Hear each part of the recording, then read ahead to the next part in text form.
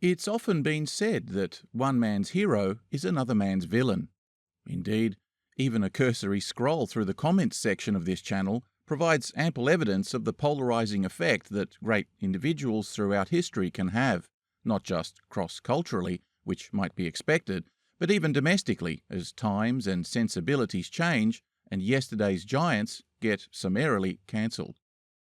Many heroes throughout history were often both lionised and vilified, alternately even in their own lifetimes, sometimes so much so that their ultimate legacy would be obscured by contrasting portrayals of them as unidimensional caricatures. No group is more subject to this kind of binary distortion than politicians. Not only do they have to present a clear and convincing case for their national vision to an increasingly jaded and cynical public, but it must survive both the intentional misrepresentation of opponents as well as the subversion of jealous colleagues, whose fickle support is contingent on their own private agendas. Most principled leaders end up becoming the victims of their own success, if not through the snake pit of parliamentary skullduggery, then through the intransigence of their ideological convictions that can become a liability as social mores change. Yesteryear's champion easily becomes today's pariah. But sometimes, just sometimes, we let them back in from the cold and honour them in their twilight years despite their controversial legacy. A textbook example of this is Margaret Thatcher, Conservative Prime Minister of the United Kingdom between 1979 and 1990, the first woman in British history to hold that office and its longest-serving Prime Minister of the 20th century. You would think that what she had to endure to break this patriarchal glass ceiling to become arguably the most powerful woman in the world would make her a feminist icon the world over, and yet nothing could be further from the truth. On the other hand, you might also think her controversial stance on the Falkland Islands conflict, South African apartheid, the Irish question, and European integration would portray her as an anachronistic Tory colonialist. Again, wrong. Or that her pivotal role in ending the Cold War and ultimately helping to bring about the downfall of the Soviet bloc would make her a European heroine for the ages. Once again, wrong. On almost every subject, domestic and foreign, economic and social, conflicting and highly emotive views abound of her legacy, such that it can be difficult to make an objective appraisal of her contribution to British, or indeed world history, let alone get a sense of who she was as a person. But if you're curious about going beyond the slogans and having a closer look at this controversial and poorly understood leader, who guided her country during a turbulent and momentous time in history, then join us as we dive into the life and times of the Iron Lady, Prime Minister Margaret Thatcher, the lady who wouldn't be turned.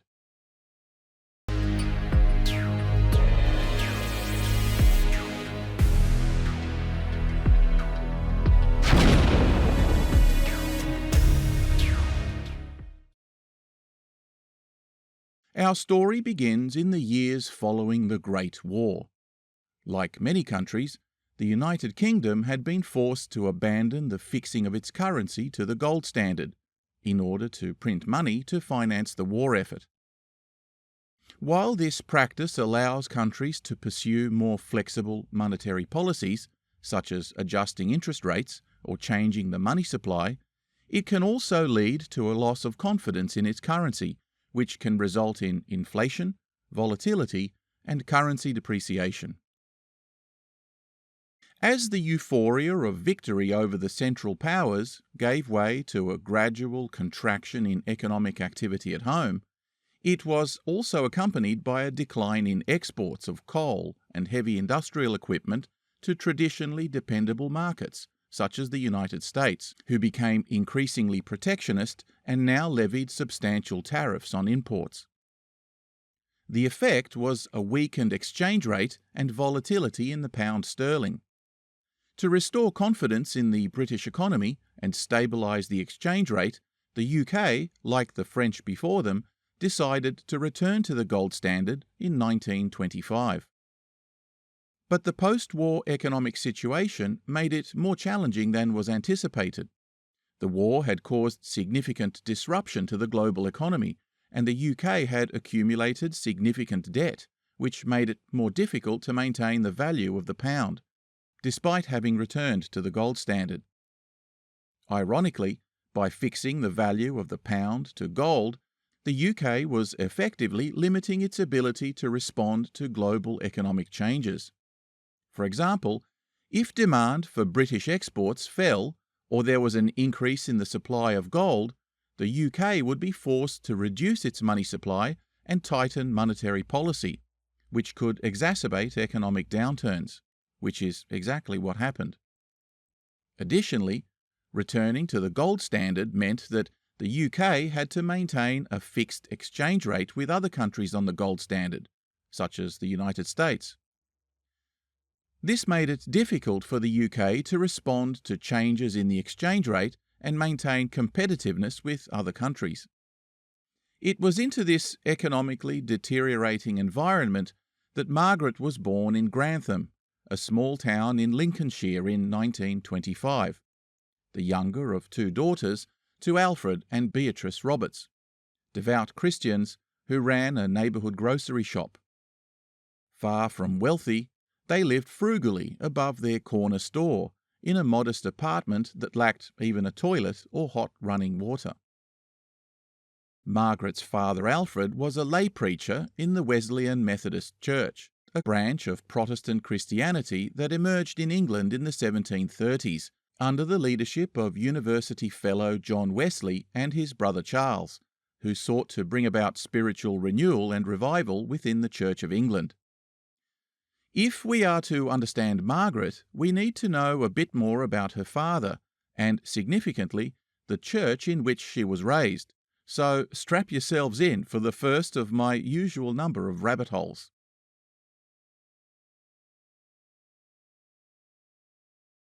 The Wesley brothers formed what was at first a club at Oxford University, where they and several colleagues systematically set about living a holy life through an organised set of daily practices. They received communion every week, fasted regularly, abstained from alcohol, gambling and other addictive pleasures, and made it a requirement to frequently visit the sick and the poor, as well as prisoners in jail.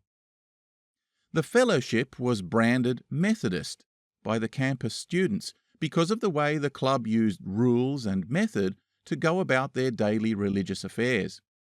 John took a liking to the initially derogatory taunt and eventually adopted it as the formal name of their movement. In 1735, the brothers were invited to travel to Georgia, the newest of the 13 colonies in America, to preach to the settlers and to do missionary work among the indigenous tribes there. They had modest success, but when a woman entered the picture, things got, shall we say, complicated, with the lovesick and conflicted John being compelled to return to England, minus girlfriend, and completely dejected and shaken in his faith. But the Wesleys' time in America was critical in the development of their ministry, as it was here that they came into contact with Count Nicholas Ludwig von Zinzendorf, a German nobleman, in fact one of the first European noblemen to set foot in America. Zinzendorf had assumed the leadership of the Moravian Church, a reformist church of Czech Protestant missionaries whose origins lay with Jan Hus, and the Bohemian Hussites that predated Martin Luther's Reformation by almost a century. Check out my video on Jan Hus and the Perfect Medieval Storm for further information on the Bohemian Proto-Reformation. Anyway, Zinzendorf and his Moravian refugees were characterized by their religious fervor and emphasis on personal spiritual experience. The Wesleys were impressed by their simple theology, which was based on the doctrine of justification by faith alone, a theological premise that is now central to several denominations of Protestant Christianity. It holds that a person is made right with God, or justified, solely through faith in Jesus Christ, rather than through good works, special rituals, or other human efforts. The brothers were also impressed by their assertion that salvation was open to anyone, on their emphasis on singing hymns and the Pentecostal zeal of itinerant preachers who ministered out in the countryside welcoming Christians of any denomination to join their congregations. The depressed Wesley contrasted his own recently shaken faith with the deep conviction he noticed among the Germans and Moravians he encountered in America. Through profound discussions with them, he came to adopt many of their principles that would go on to form the basis of his own future sermons. These Christians also convinced him of the Arminian doctrine of salvation, that is to say, of paradise being accessible to all believers, as opposed to the Calvinist view then in vogue of the predestination of only a select few by God for salvation. When they returned to England, the Wesleys promoted this doctrine and travelled across Britain preaching in fields, on the streets, in quarries, and even in prisons, but came into continual conflict with local Anglicans, who maintained the conventional Calvinist position, and this difference would be among the issues that led to their becoming a separate denomination. Preaching to the disenfranchised and marginalised caused the movement to grow rapidly, so the Wesleyan Methodists instigated a program of training lay preachers. These were members of the Methodist community who were not ordained ministers, but were authorised to preach and lead worship services. They played a crucial role in spreading the Methodist message, especially in rural areas where there were few qualified ministers. But Wesley's enthusiastic promotion of lay preachers was also a source of criticism by established churches. Now, the Moravians, already well entrenched in rural America, were soon joined by a new wave of Methodist missionaries, and together their activities gave rise to the spiritual transformation that would become known in post-revolutionary America as the Great Awakening. Back home in Britain, Wesley would go on to become a much-loved travelling preacher, riding hundreds of thousands of kilometres on horseback, preaching tens of thousands of sermons, and giving away tens of thousands of pounds to the poor during his 60 years of preaching. His support for women preachers paved the way for them to take positions of leadership in church ministry from that time on, and his very vocal public opposition to slavery would play a significant role in the British abolitionist movements in the decades that followed. Methodism is one of the largest Protestant denominations in the world, with a presence in many countries, including the United States, Canada, and Australia, with a social outreach that heavily focuses on building schools, hospitals, and orphanages. By all accounts, Alfred Roberts, Margaret's father, was a gifted and charismatic orator in the Methodist tradition, and the young Margaret would watch spellbound as he inspired their congregation with moving speeches on moral rectitude, self-discipline, and civic responsibility. Deeply patriotic, as a young man, he had tried to enlist for the Great War on 6 separate occasions, but had failed his eyesight test each time and was repeatedly rejected as unfit for service. Despite the handicap, he was a voracious reader and had originally intended to become a teacher, attending college in London, where he was heavily influenced by the works of classical liberal philosophers such as John Stuart Mill, John Locke, Adam Smith, and others, whose philosophies collectively advocated free market economics, civil individual liberty and autonomy, limited government, natural law, social progress, political freedom, and freedom of speech. But teaching jobs during the war were becoming harder to come by, and he described the education system generally as boring and unsatisfying, so he studied accounting, because apparently that was much less boring, becoming an assistant grocer, where his attention to detail was appreciated. It wasn't long before he and his wife bought their own shop and developed a loyal customer base of their own. A tireless worker, Alfred was heavily involved in the life of his local community, becoming, as mentioned, a lay preacher in his church, and then in 1927 he was elected to the Grantham Town Council as an independent. He was also a part-time Justice of the Peace, President of the Chamber of Trade, President of Rotary, Director of the Grantham Building Society and Trustee Savings Bank, Chairman of the local National Savings Movement, a Governor of the local boys' and girls' grammar schools, and Chairman of the Workers' Educational Association, each of which would have been quite a drain on anyone to volunteer their time for, but Alfred was all about community spirit. In the interwar years, he became an outspoken critic of Nazi Germany, with the family offering their home as shelter to Jewish refugees and raising money to help them flee from Germany.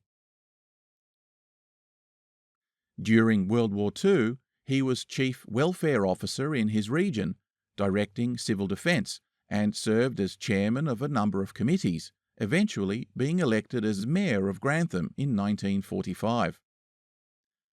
In his inaugural speech, Alfred Roberts called for an extensive program of expenditure to rebuild the roads, public transport, health and social services for children, and to build houses by the thousand.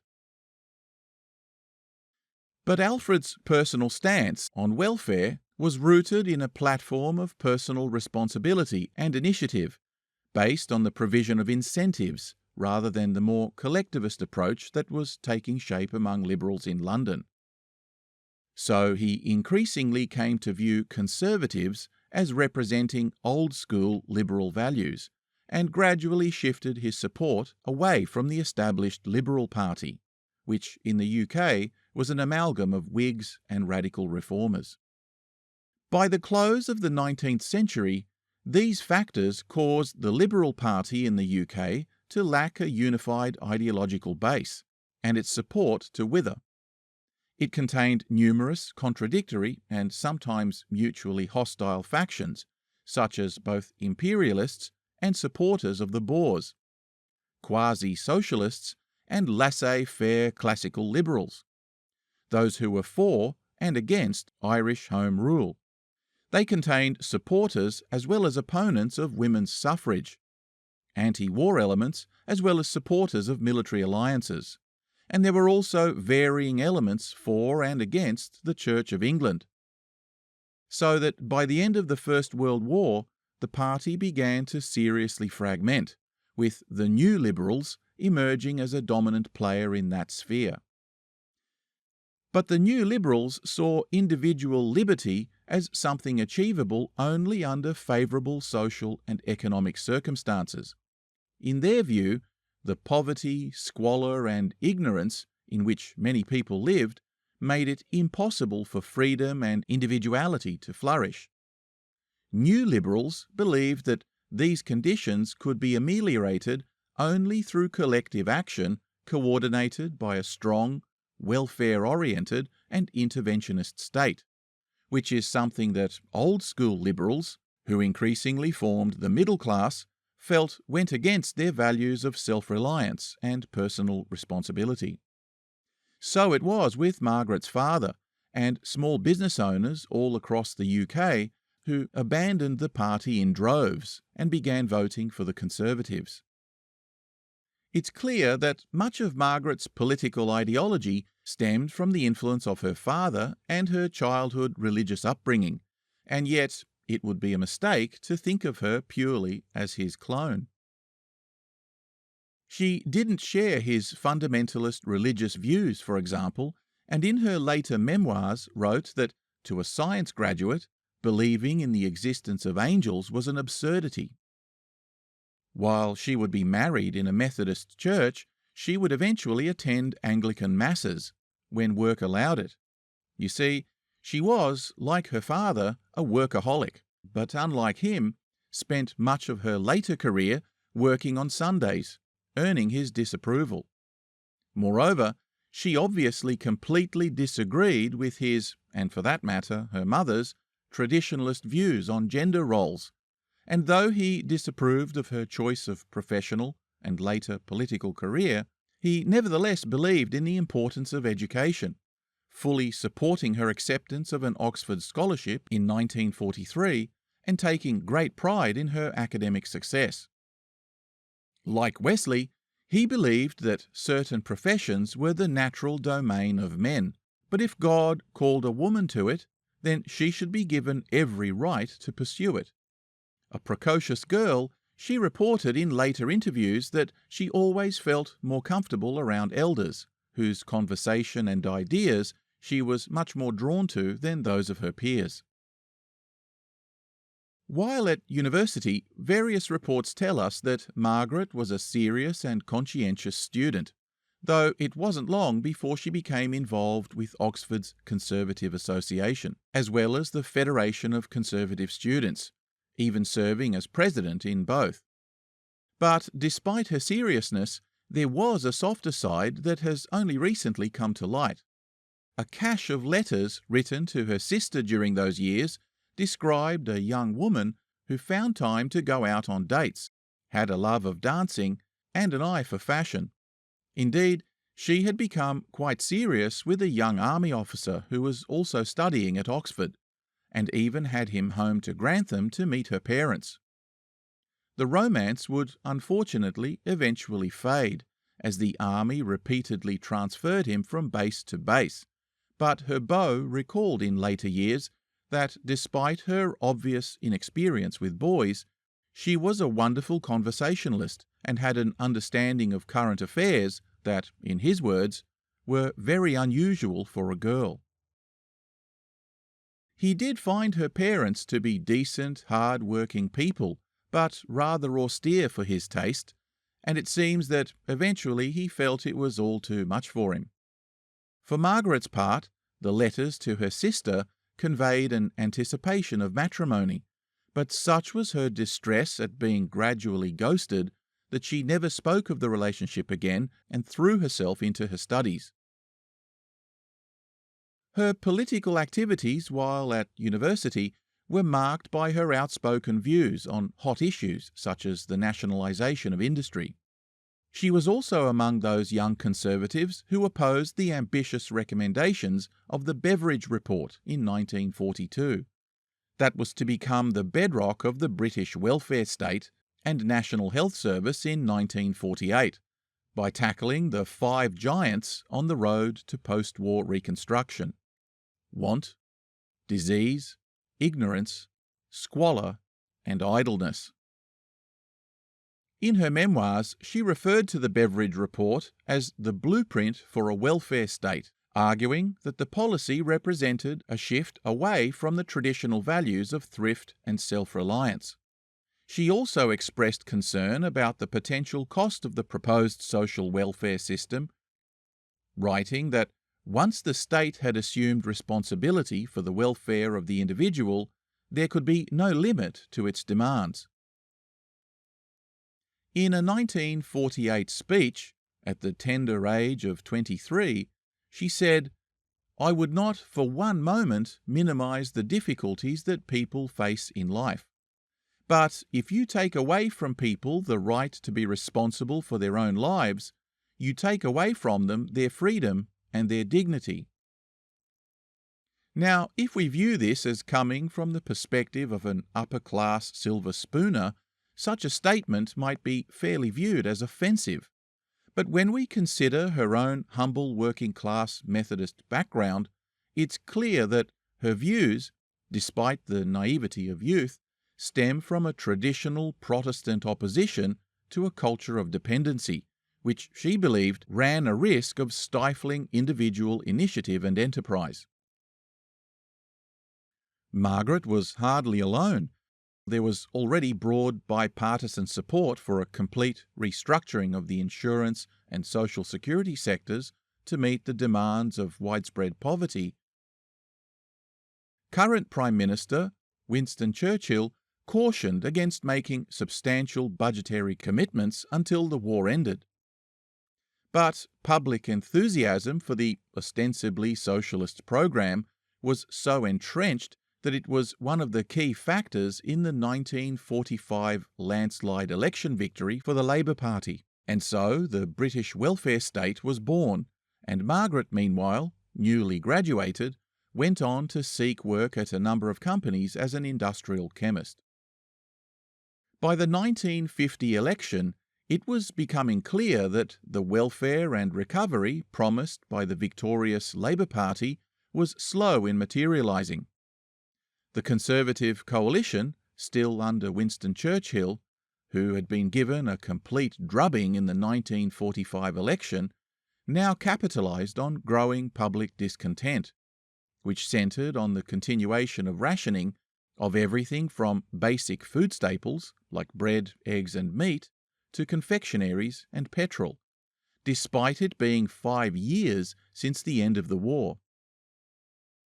This ongoing austerity, coupled with rampant inflation, soured the optimism of both the middle and lower classes for reforms that looked increasingly like a pie-in-the-sky fantasy. The outcome was nevertheless a second Labour victory, albeit a slim one by a margin of only 5 seats, and a significant swing back towards the coalition that ended in another snap election a year later. Effectively hobbled, the Labour government had gambled on winning the 1951 election outright by promoting a platform of continued nationalisation of big industry such as coal, gas, shipbuilding and electricity, and by continuing to roll out its welfare reforms. The Conservative Party, again led by Winston Churchill, focused on the need for economic stability, lower taxes, and reducing the role of the state in the economy. Most significantly, though, they promised to terminate the ration program, something that Labour opposed and ultimately paid the price for. It was the Conservatives this time who won a slim majority, but nevertheless enough to govern, and the victory came as a surprise to many who had predicted a rather more solid Labour victory. Margaret had, at the time, moved to Dartford, as one of her university buddies had proposed her as a candidate for the Conservatives for that seat. Despite already having a list of approved applicants, the committee was so impressed by her direct and confident persona that they added her to the list. In the ensuing debates for nominee, her preparation, concise and fearless debating style saw her win the nomination, and it was at a congratulatory dinner that she met Dennis Thatcher, whom she described to her sister as not a very attractive creature, very reserved, but quite nice. Dennis Thatcher was, at the time, a wealthy businessman, managing the family paint company, and was 10 years her senior, and divorced.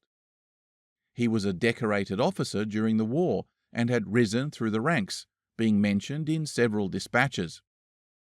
He had married during the war, but was away in action for so long that by the time the conflict ended, his wife had since moved on and demanded a divorce. Dennis was so traumatized that he refused to ever talk about it, and it seems the young would-be couple had at least their broken hearts in common. Dennis was attracted to her right away and offered significant moral and financial support during her campaign in the elections. Though Dartford was a Labour safe seat, Margaret attracted significant media attention as the youngest and the only female candidate. She supported herself during the next couple of years by working as a scientist for a food company, researching emulsifiers and stabilizers. Though she failed to win the seat in both the 1950 and 51 elections, she had caused a significant swing away from Labour on both occasions, an achievement that was unexpectedly strong and attracted significant media and party room attention. She and Dennis married in 1951, and Dennis now supported her financially as she returned to her studies, this time taxation law, sitting for and passing her bar exam in 1953. Later that year, she gave birth to twins, Mark and Carol. How she managed to qualify as a barrister while dealing with baby brain is surely an achievement worthy of great acclaim, but few people today know that she was a qualified lawyer as well as a scientist. Indeed, statistics show that, at the time, there were only 62 female barristers in the whole United Kingdom, a figure that would not change substantially until Margaret became Prime Minister in 1979. So, by 1953, Margaret Thatcher had penetrated several bastions of patriarchal power, the sciences, law, and she now had her sights set on the ultimate boys' club, Westminster Palace, and a seat in Parliament. Despite her own election loss, the 1951 election marked a significant shift in British politics. It ended Labour's period of post-war dominance and marked the start of a period of Conservative rule that would last for 13 years. As I mentioned, the election outcome reflected a growing sense of disillusionment with Labour's social and economic policies, and a desire for greater stability and the prosperity that had long been promised during the war. One of the key achievements of the Conservative government was the stabilisation of the country's economy, which had been struggling with high inflation and balance of payments deficits in the early 1950s. Chancellor of the Exchequer, Rab Butler, introduced a series of measures aimed at reducing government spending, cutting taxes, and promoting economic growth. This led to a period of sustained progress, and by the early 1960s, the UK had emerged as one of the most prosperous countries in Europe. The Conservative government also oversaw significant reforms in social policy, including the expansion of the National Assistance Act of 1948, educational reforms, and the establishment of a comprehensive system of social security, something we don't typically associate with Conservative governments, who accepted that some incarnation of the Beveridge Plan was here to stay.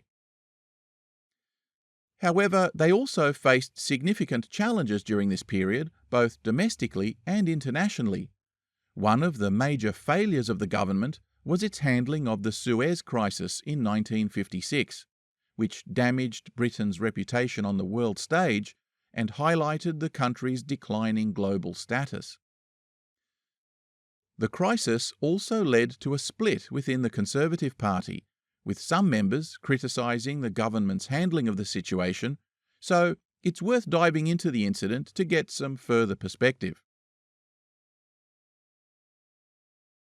The Suez Crisis of 1956 was triggered by the nationalisation of the Suez Canal by Egypt's president, Nasser, which angered the UK and France as they relied heavily on the canal for their oil supplies, and let's face it, it was also a symbol of their colonial prestige. Ironically, both the UK and France had themselves recently nationalised a whole slew of their own industries, so the hypocrisy of their response to Egypt doing the same wasn't lost on the international community. Now, the story goes that the construction of the Suez Canal was initially financed by a French consortium with support from the Egyptian government. Construction began in 1859 and was completed 10 years later. The canal was technically owned by the Suez Canal Company, with shareholders being both the Egyptian government and private French investors.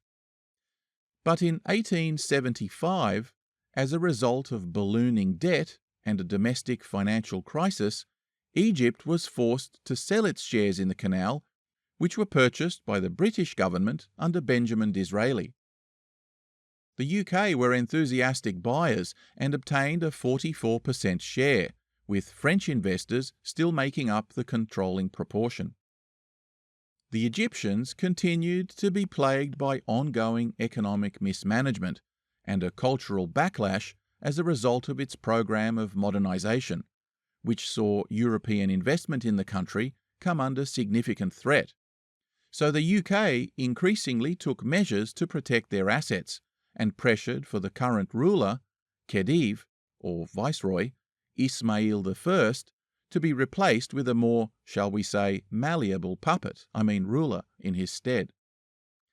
With their support, his son, Tewfik I, was installed as ruler of Egypt and Sudan, but this progressive and liberal-minded ruler had inherited a country on the verge of a nationalist rebellion, which duly happened in 1882, when he was deposed by one of his own army colonels called Urabi Pasha. The British and French offered their support to the Khedive in what has come to be known as the Anglo-Egyptian War of 1882, or more precisely, the British conquest of Egypt. The rebels had managed to gather a total force of over 60,000 troops, but many of them were poorly trained and armed, such that the British, after attempting an aborted landing at Alexandria, bombarded the city instead and redeployed their 40,000-strong expeditionary force to the Suez and attacked from the west instead. Within 2 months, they had successfully liberated Cairo, captured the rebel leader and reinstalled the Khedive, imposing substantial British control over Egyptian affairs and profits for themselves for decades to come, all at the expense of not only the Egyptians but the French and Ottomans as well, whose influence in the region was already seriously on the decline. Anyway, as we well know, this kind of foreign meddling was bound to cause blowback sooner or later, and in the post-war mass decolonisation process that characterised the 1950s, nationalism in Egypt was once again in full swing, with the foreign-owned and controlled Suez Canal being an especially painful affront to Egyptian sensibilities and their sense of sovereignty, not to mention its substantial economic interests. The only problem was the British maintained a garrison of 80,000 troops in the Suez region, and with their role in the creation of the State of Israel, tensions now increased, such that Egypt's King Farouk unilaterally terminated the lease of the British Army base. The UK refused to acknowledge the broken lease, and skirmishes soon broke out, which only aggravated an already volatile public, suffering through inflation and high unemployment. Radical Islamist groups began to agitate for revolution. In 1952, it finally came. King Farouk was ousted in a military coup, and the United Kingdom scrambled to salvage what relationship and economic investment it could, negotiating a gradual withdrawal of troops from its bases there, as well as the full handover of the canal back to the Egyptians, which was to be finalised in 1968. Despite these concessions, President Nasser was concerned that the UK's strong relationship with Iraq and Jordan would see a decline of Egypt's natural leadership and prestige in the Islamic world, and facilitate a transfer of power from North Africa to the Middle East. So a game of one-upmanship between the UK and Egypt ensued, which culminated in the nationalisation of the canal in 1956. Meanwhile, the US was desperate to keep the Soviets out of the Middle East, so was itself trying to sweet-talk Nasser into developing stronger ties with America. But the US was already spread quite thin across the globe in its communist containment strategy, and Nasser was being coy about making any commitments either way, maintaining strong ties with the CIA, in hopes the US would pressure the British to lay off. But he also courted Khrushchev over in Moscow, and effectively played off the Soviets and the Americans against each other for his own benefit, like a boss. The British, of course, knew full well what was going on, and relations between Washington and London became increasingly strained as a result. The Soviets watched the whole thing with amusement, while at the same time making the Americans nervous by doing deals with the Syrians, Iranians, and Afghans, and by offering the Egyptians lots of cheap Russian weapons. The Americans bargained hard to sell him their own hardware, but when NASA refused to guarantee they wouldn't be used against Israel, congressional support for a deal with Egypt all but evaporated.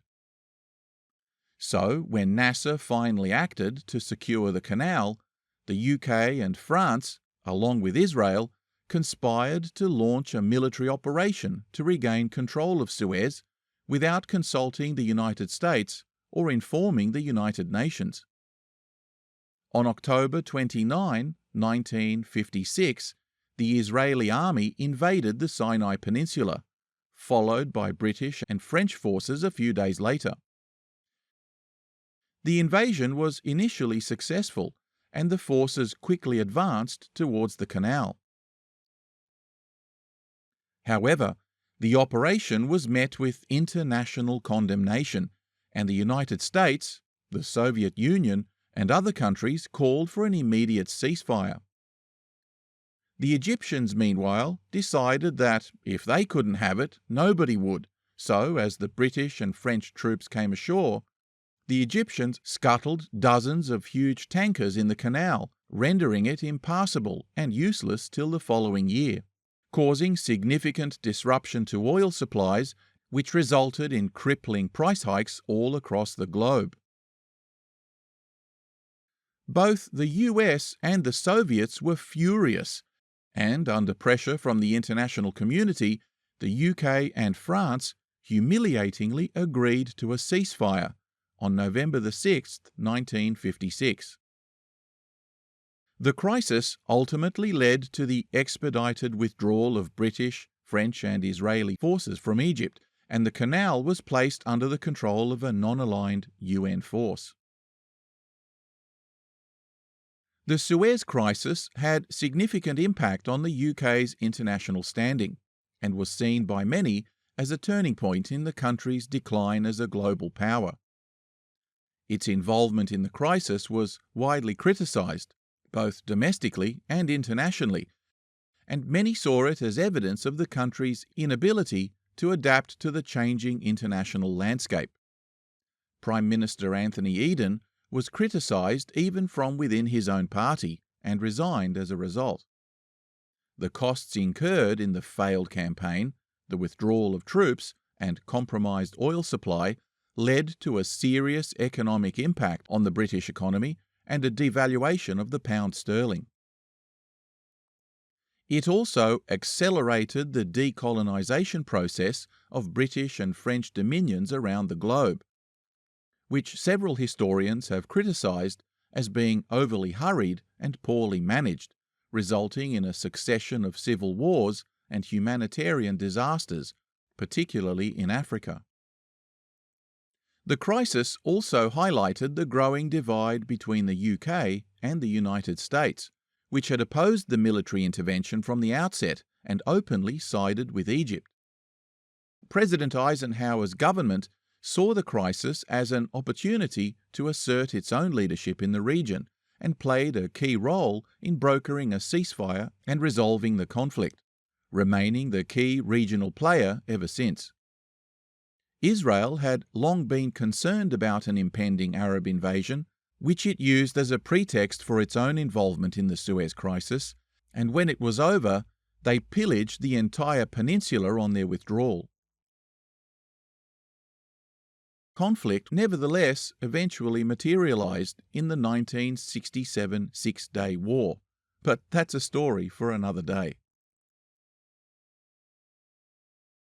Now, you'd be forgiven for thinking that this international fiasco would have resulted in a walloping of the Conservatives in the subsequent UK general election in 1959. But when experienced veteran politician Harold Macmillan took over the leadership of the party, his confident and competent handling of the economy saw a general improvement in unemployment figures and living standards over the following couple of years. Despite its tarnished international image, the UK economy eventually stabilised once more, and the Conservatives' message of national unity and sound stewardship resonated with voters. It also helped that the Labour Party was still somewhat internally divided, with factions being split between the more traditional left-wing elements and the emerging social democratic wing. These divisions weakened Labour's appeal and contributed to a lack of clear policy direction which worked in favour of the Conservatives. So, by 1959, the Suez crisis was ancient history, and the Conservatives were returned to power. When it came time for the next election in 1964, the economy once again began a downturn, as rising international competition and stagnant domestic growth caused a sustained inertia. Budget blowouts and huge balance of payments deficits gave the currency a hammering, and inflation once again evaporated the spending power of ordinary Britons.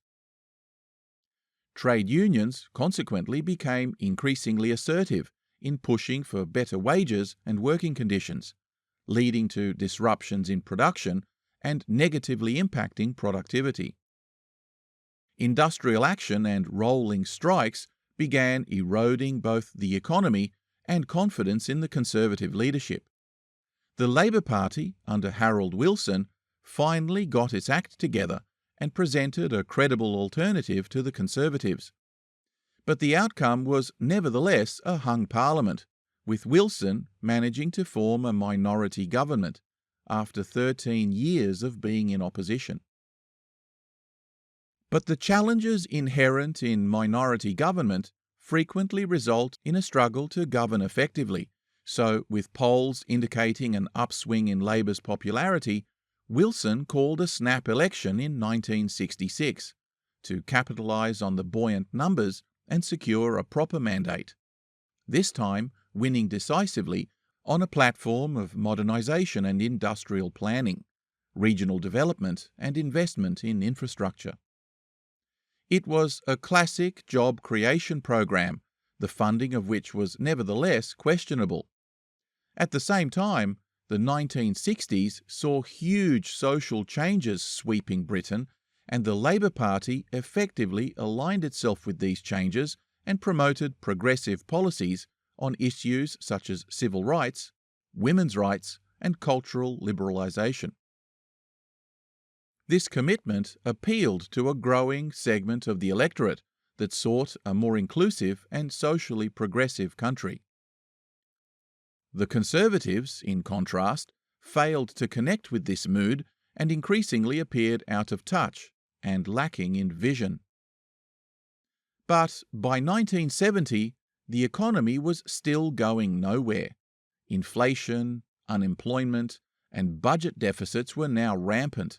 Trade unions were effectively calling the shots, with regular strikes and industrial action causing widespread disruption and undermining support for a divided Labour government. It seems that, for some people, change wasn't happening fast enough, with ongoing social unrest and, now also, rising crime rates, which saw a frustrated electorate swing back to Edward Heath's Conservatives, who won by a narrow margin. They struggled to make much headway themselves, though, and voter frustration manifested itself during the 1974 election, again in a hung parliament, without a clear majority either way, and both sides scrambling to form coalitions that might allow them to form a minority government.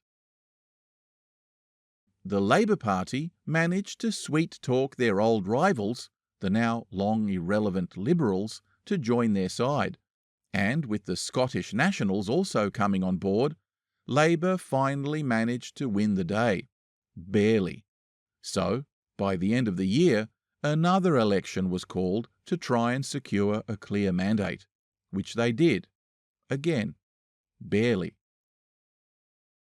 But their subsequent pacts with the minority parties and a growing concern over the influence of trade unions on Labour Party policy caused divisions within the party itself, and the ongoing economic stagnation, unemployment, and social unrest persisted as before.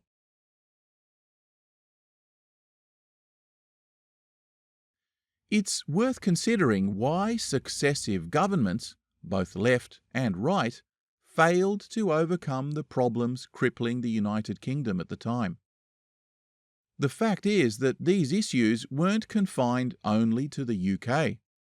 There were global economic factors that emerged as a result of rapid post-war industrialisation and the decline in traditional industries, as well as the widespread adoption of the Keynesian economic model, which, like most things that seemed to be a good idea at the time, ended up having some serious shortcomings. John Maynard Keynes was an English economist and philosopher whose ideas fundamentally changed the theory and practice of macroeconomics and the economic policies of governments across the entire globe, elements of which are fundamental to models still in use today. During the Great Depression of the 1930s, Keynes advocated a complete revision of economic thinking, challenging the ideas of classical economists who believed in the principle that supply creates its demand, and proposed instead that the opposite is often true, and that recessions could be better managed by governments implementing measures to influence consumer behaviour, or adjust the timing of consumption to match supply capabilities.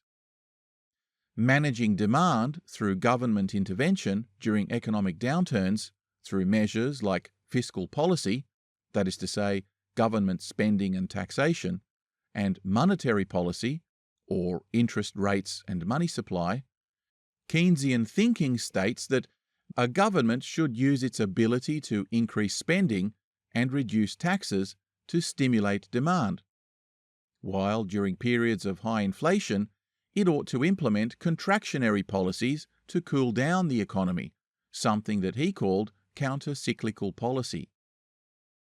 Keynesian economics also prioritises an emphasis on full employment and social welfare. It argues that government intervention can help to stabilise employment levels and provide social safety nets to support individuals during economic downturns, which would always pay off in the long run, and had shades of the Beveridge Report commissioned in Britain during World War II. Basically, the Keynesian model argued that markets are not always self-adjusting, and that government intervention is necessary to stabilise the economy in the short to medium term.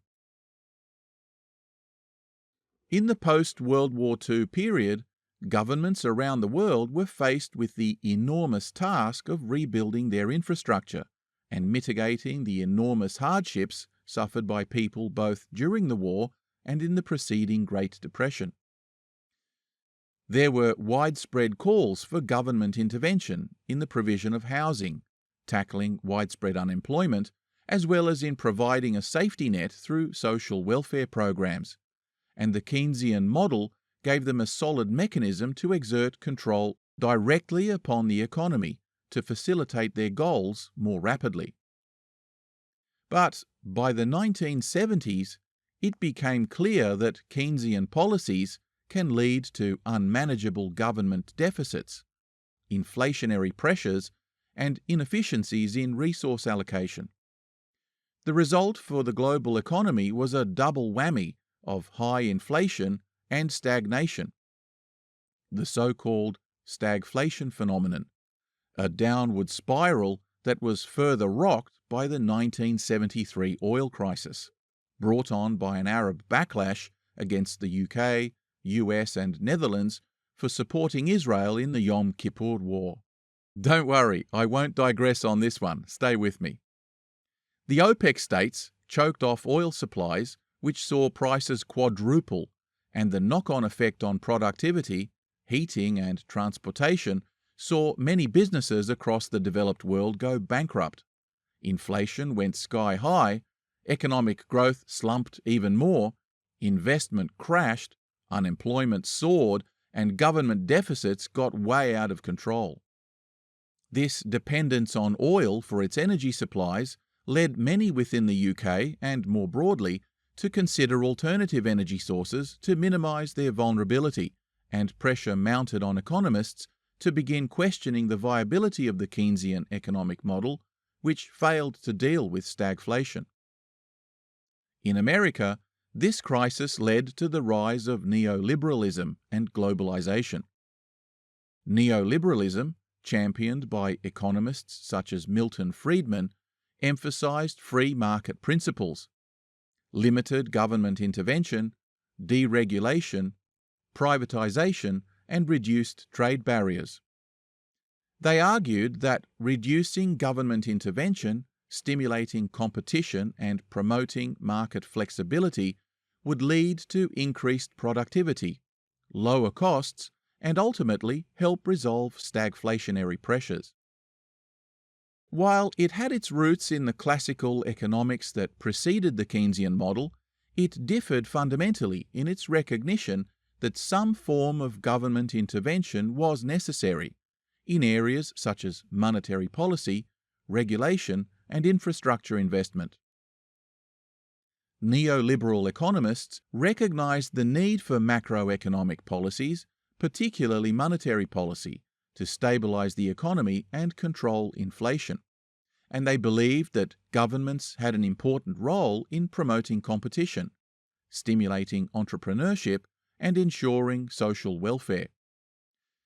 They recognized that external crises and market failures exist, and accepted that a welfare program was necessary, but they approached it from a targeted, market-based viewpoint, which included conditional qualifications such as means testing, incentivized welfare programs that emphasized behavioral change and personal agency, as well as transferring the provision and management of services such as healthcare, education, and social housing to private entities. The belief was that market competition and efficiency can both improve service quality and reduce costs. Miltonian neoliberalism strongly influenced the thinking of moderate conservatives, and Margaret Thatcher increasingly came to see the model as representative of the principles she grew up with, where governments had a limited, though important, role to play in facilitating the individual's freedom to take responsibility for their own prosperity, while providing some recourse to welfare and in managing the broader economic shocks and challenges that were beyond the capacity of citizens to influence directly. She and her American counterpart, President Ronald Reagan, would transform the economic landscape of the West, but we're getting ahead of ourselves. Anyway, following the birth of her twins, Margaret declined to stand as a candidate in the 1955 general election, as she felt it was too soon to be away from her children. But by the 1959 election, she was back on the campaign trail and lobbying hard to be given a safe seat to stand for. She narrowly beat off her opponent candidates and was eventually elected as the member for Finchley, which ended, if you recall, in a victory for Macmillan's Conservatives. She was one of 25 women MPs to take their seat that year, making up only 4% of the 630 seats in the House of Commons, a figure that would remain fairly consistent till after her exit from the political arena, when, thanks to her enormous profile and example, women would finally begin to participate in ever greater numbers. In her maiden speech to Parliament, she spoke to a bill she had just proposed to force council meetings to be open to the press and the public, so their deliberations would be transparent and open to scrutiny. Her speech was widely praised, and delivered in its entirety without notes or prompts, but her opposition to the banning of corporal punishment during debates in 1961 raised eyebrows even among her own conservatives. Nevertheless, she soon began to command the attention of colleagues, and in 1961 was promoted to the front bench as Parliamentary Secretary to the Minister for Pensions, the youngest woman in history to hold such a post. When the Conservatives lost the 1964 election, she became Conservative spokeswoman on housing and land, advocating the right of tenants to purchase their government housing, a policy she would champion throughout her political career. By 1966, given her qualification in taxation law, she was moved to the Shadow Treasury and became its spokeswoman. During these early years, she argued against Labour's introduction of higher taxes, which she ferociously denounced as the road to communism, claiming that low taxes were the best incentive to hard work and prosperity for individuals. But the decisive Labour victory in 1966 meant they now had the numbers to push through these and other more controversial reforms without too much opposition. The times they were a-changin', and the social climate saw public opinion on matters such as gay rights, censorship of print and media, as well as archaic divorce laws influence the bills being introduced by parliamentarians. Social activists on the back benches were pushing for a decriminalisation of draconian homosexuality laws, insisting that private matters of what they called personal morality were increasingly deemed to be outside the reasonable purview of criminal law. On these social issues, fortunately, both parties generally allowed conscience votes, which is worth pausing to consider, and Margaret was in fact one of the few Conservative MPs to openly support decriminalisation of homosexuality. Despite some reservations, she also supported the 1967 abortion bill and repeatedly blocked future attempts at repealing it, despite her own traditional conservative values. Moreover, her position on free speech and freedom of the press was also one which saw her support the lifting of censorship of obscene publications in 1959, of artistic freedom of the theatre, and decriminalisations of aspects of sex work in 1968. She supported a bill intent on banning the hunting of animals by dogs that passed the House of Commons in 1969, but was blocked in the House of Lords, surprise, surprise, and which was only pushed through into law in 2005. But as was so often the case with her, on other matters she was far less flexible and, controversially, voted in 1969 not to permanently abolish the death penalty, even though many Conservatives, including Conservative Party leader Heath, voted for it.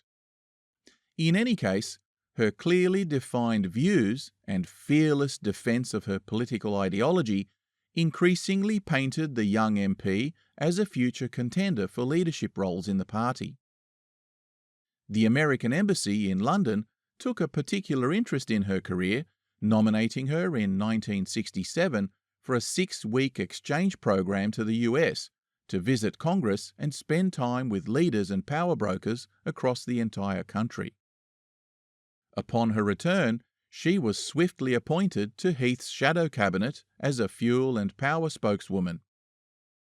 By 1969, she had migrated through the Transport Ministry, had visited the Soviet Union in a parliamentary delegation, and was soon promoted to shadow spokeswoman for education and science.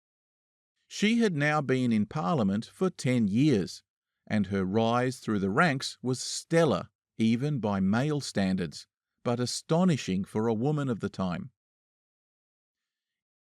In the 1970 Conservative victory, she continued her role in Cabinet as Secretary of Education and Science, and rolled up her sleeves, torpedoing a former Labour bill that aimed to force all schools to accept students without any selectivity criteria. Basically, to roll all schools into a common public or comprehensive program. There was a perception among many conservatives that the liberal curriculum and avant-garde educational theories of government-run comprehensive schools was a bit too hippie for their liking and had lowered the standard of graduates as well as the quality of education in general. They maintained that schools should have a right to continue holding classical programs of education if they so wished. But the speed at which she dismantled the legislation and her lack of consultation in the process drew criticism from a number of her colleagues and foreshadowed a pattern of initiative bordering on authoritarianism that she would later become infamous for. These first few months in the spotlight also saw a pivotal moment where she would draw public hate and ridicule that earned her the nickname Thatcher the Milk Snatcher. You recall that for some time now, the economy had been a complete shambles, and successive governments, both Labour and Conservative, had been forced to make budget cuts to various sectors in efforts to stabilise the spiralling deficits in spending. One such expenditure that came under the knife was the program of funding free milk for schoolchildren of all ages, that experts in the post-war years had agreed was a necessary source of nutrition during times of supply rationing. But as the decades rolled on and rationing was phased out, the Labour government of Harold Wilson in 1968 felt compelled to curtail the program to children under 11 as a cost-cutting measure. Besides, the new welfare state was now giving monetary assistance directly to families, so school-based welfare was deemed no longer relevant. The subsequent Conservative government under Heath maintained this policy, and Treasury Chief Anthony Barber instructed Thatcher to restrict it further still, now to children below 7. In later years, cabinet documents would reveal that she was actually strongly opposed to the cuts, but she took the fallout and the public backlash that followed, without passing the buck and even arguing in favour of the policy, which substantially dented her public image. The controversy caused her so much personal distress that she even considered quitting politics. Ironically, a subsequent Labour government under James Callaghan in 1977 reduced it further still to children under 5 years of age, though no witch hunt resulted from these measures. And it should be noted that despite these and other cuts, welfare spending actually increased under Heath's government, with the introduction of family income supplements for low-income earners, which included free school meals as well as exemptions for many NHS fees. The Troubles in Northern Ireland were at their peak. Negotiations were stalling, and Heath was forced to intervene and impose direct rule. Union strikes had crippled power supplies, and the nation shut down into a 3-day working week. To make matters worse, fallout from the oil embargo in 1973 and ongoing wages disputes saw continuing social disorder, so in the 1974 February election, exasperated voters ended up producing the now increasingly common phenomenon of a hung parliament with no clear winner.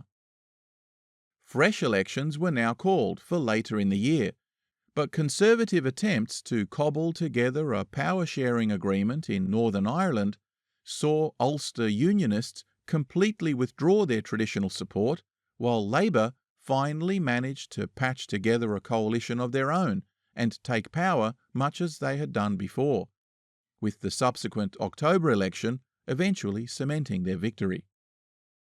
But it was clear that an increasingly tense and frustrated electorate would make government for either side pretty much a poisoned chalice. For poor old Edward Heath, a carpenter's son and decorated war veteran, a hard worker and policy centrist, described by later historians as the first completely meritocratic Conservative leader, the writing was now well and truly on the wall. Despite his many reforms, championing the UK's entry into the European community and attempts to face down the unions, internal party support had, by now, significantly withered, and there was little to do but to fall on his own sword, as parliamentary backbenchers agitated for a change of leadership and a fresh face to take on Labour in opposition. A couple of them began eyeing Margaret.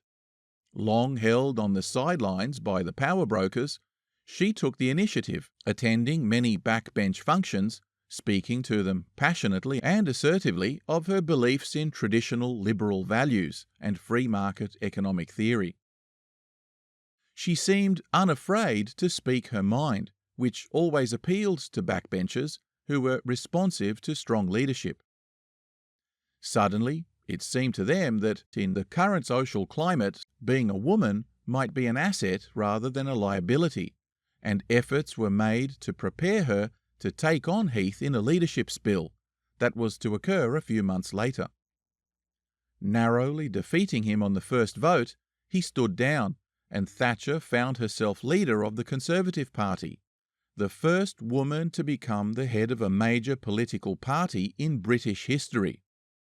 Herself astonished, she offered Heath a seat in her new cabinet, with the complete freedom to choose any portfolio he wished. But Heath was indignant and continually rebuffed her attempts to include him in her inner circle, even remaining a vocal critic of her from the sidelines and earning the enmity of party colleagues who found his behaviour embarrassing and a stain on his otherwise notable political legacy. Back home, Margaret's fierce opposition to communism saw her deliver a series of withering speeches against the expansionist agenda of the Iron Curtain. Soviet media outlets threw the criticism back at her, nicknaming her the Iron Lady, in an attempt to make her seem callous and unfeminine, an epithet that she would embrace with relish and subsequently use in speeches of her own, to demonstrate that she was no girly pushover. The crowds loved it. Thatcher's supporters, meanwhile, set about grooming her image to project greater assertiveness and public appeal, even sending her to receive voice coaching from prominent London theatre directors. Battling prejudice and condescension at every step on her rise to the top had left her feeling inadequate in her performance during parliamentary debates. So she decided to bolster her profile by travelling abroad in a well-planned international PR campaign. Over the next couple of years, she visited foreign leaders, including American Presidents Gerald Ford and Jimmy Carter, as well as the Shah of Iran and Indira Gandhi, another formidable woman politician who had just declared a state of emergency, suspended freedom of the press, and imprisoned dozens of her political enemies. Despite her concerns, Thatcher refrained from criticising her, and the two women would go on to develop a strong rapport and a deep mutual respect, despite their divergent political ideologies and occasionally fraught competing interests.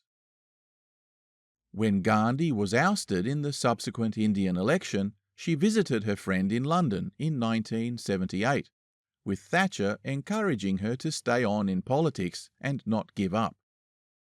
Her visit to London was credited as resurrecting Gandhi's fractured image and resulted in a substantial victory in the 1980 Indian election. But things were not rosy in Old Blighty. The Scots were getting thistly, pushing for a parliament of their own, which she campaigned hard to block. Successfully. The economy was still in a bleak state, though inflation figures had finally dropped below double digits, thanks to Labour adopting monetarist policies that were more conservative than they would have liked to admit. As inflation receded, living standards crept up, and the Labour government seemed to be polling well, indeed, even better than it had before the last election. But Prime Minister James Callaghan, perhaps hoping to improve Labour's standing even further, held off calling an election. Thatcher publicly called him a chicken, but historians generally agree he was just being cocky. Unfortunately for Labour, Callaghan had failed to account for the trade unions, and when he froze wage increases for yet another year, unions across the country went into meltdown, and strike action all but crippled public services in what has come to be known as the Winter of Discontent. Public anger began mounting, garbage was piling up in the streets, and Callaghan sealed his fate when, returning from an overseas conference, he was questioned by a reporter on what the international community thought about the chaos back home. His dismissal of the crisis as nothing compared to what was going on in the outside world might have been factually correct, but public opinion for Labour back home plummeted as struggling Britons perceived him as living in complete denial. Thatcher leapt into campaign mode and successfully portrayed the Labour government as out of touch and not working. It's no small achievement for a Conservative in the hippie 1970s to paint a progressive as being out of touch. Think about that. She called a no-confidence vote in the government and won by one vote, which finally forced the Prime Minister to call an election. A couple of months later, Margaret Thatcher, at the age of 53, made history by becoming the first female Prime Minister of the United Kingdom, the first female leader of a modern European nation, and arguably the most powerful woman in the world, while Callaghan licked his wounds on the opposition bench, having made the biggest political blunder in living memory. Her weekly briefs with the Queen, the same age and in some sense rivals, one the head of government and the other the head of state, has been the subject of substantial conjecture, with no shortage of misogynistic stereotyping. The Queen supposedly found Thatcher and her policies uncaring and divisive, while the Prime Minister would never be drawn on commenting, besides offering the observation that stories of clashes between two powerful women were just too good not to make up. Never one to be idle, she threw herself into her work and immediately began implementing Miltonian monetary policies aimed at reducing inflation from the eye-watering pre-election high of 27%. She had inherited a nation in recession, and unemployment was constantly rising, with a resultant spike in crime. Tough spending cuts across the board soon began reining in inflation. Indeed, within 2 years, it was back down below double figures, a substantial achievement, but the crackdown on crime through tougher law and order police powers brought the country to a flashpoint as black and Asian youths became subject to disproportionate police searches and arrests. History has a strange tendency to repeat itself if you take the time to study it sufficiently. Within 18 months, the tough fiscal decisions and accompanying social unrest had brought her public approval rating down to 23%, the lowest of any Prime Minister in British history. There weren't just protests, now there were riots in the streets, but she hung on, tenaciously. Her entire cabinet began wavering, to the point that she often found herself snarling at them. It was a precarious position to be in, but she refused to back down or reverse her position, especially on law and order. In a speech that would define her entire career, she famously declared, "To those waiting with bated breath for that favourite media catchphrase, the U-turn, I have only one thing to say. U-turn if you want to. The ladies not for turning.